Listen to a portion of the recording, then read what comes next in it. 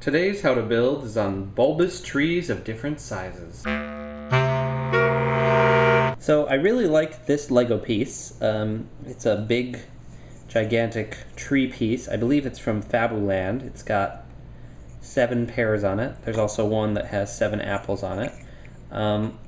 This has come up a number of times in the Nightly News at 9, but I only have this and the one with apples on it, and I wanted to make it look like there was a whole orchard of trees that were like this. So I wanted to build a tree that had the same basic shape but out of regular Lego pieces. And then I wanted to make it look like there were that same size tree going off into the distance, so I built smaller little versions back there. So today I'm going to show you how I built my own variation of this big bulbous Lego piece and a stem to go with it. So I'm not sure why I have so many of these 2x3 with a rounded slope pieces in green. I think they must have come in a freestyle bucket back in the day, because I do love me some freestyle buckets.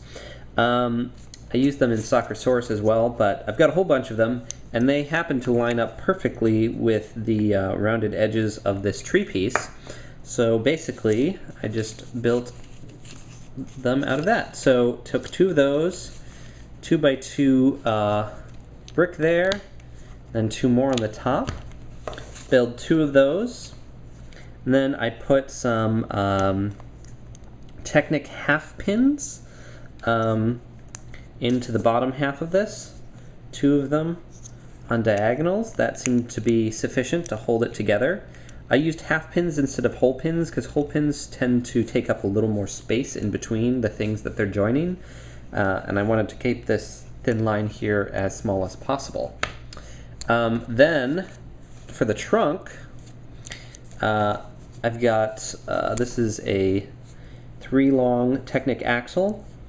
Got a 2x2 round cylinder and another 2x2 round cylinder. I'm using tan here as the wood color, but you could use brown or whatever, dark brown, nugget. That connects on nicely, and then I've just got 2 2x2 bricks down there at the bottom.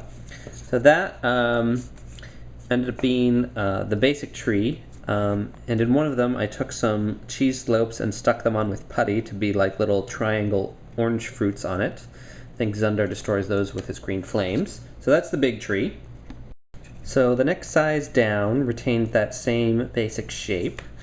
So this is 4 1x1 bricks in tan with a 1x1 with 2 studs on the side, or stud on 2 sides rather.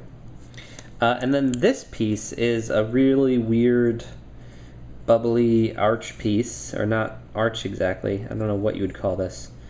A bubbly slope piece. It put sideways, it works really well as the same sort of shape as this tree, only smaller.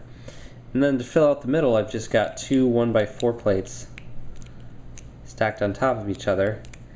And you know, this line is not too noticeable depending on how it's turned. Obviously you don't want to show the back. But yeah, that was another just sort of simple way to build a little tree.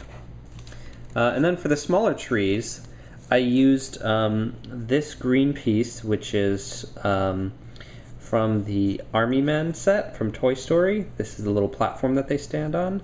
It's not, you know, really the right shape of the tree, but you know, it's curvy and green, and in the background you don't really notice. This here is, well, I ran out of regular 1x1 bricks, so I put a headlight brick there, and then a headlight brick on the top. So there's the knob sticking forward, so I put the back on the top rather than the bottom on the top. And then that just sticks into the middle of that there. And then the smallest tree is just, you know, a smaller size of the same thing. So that's basically what I did to have sort of the trees, let me see if I can do this, receding into the distance look that I did in the orchard scene, or the pumpkin patch scene really, of the Orange-Green War Continues. So that's the basic idea, you know, use forced perspective to make it seem like there's trees going off into the distance when it's really just a succession of smaller and smaller trees. So hope this helps you think through how to do some trees in the background of your animations, and have a good one.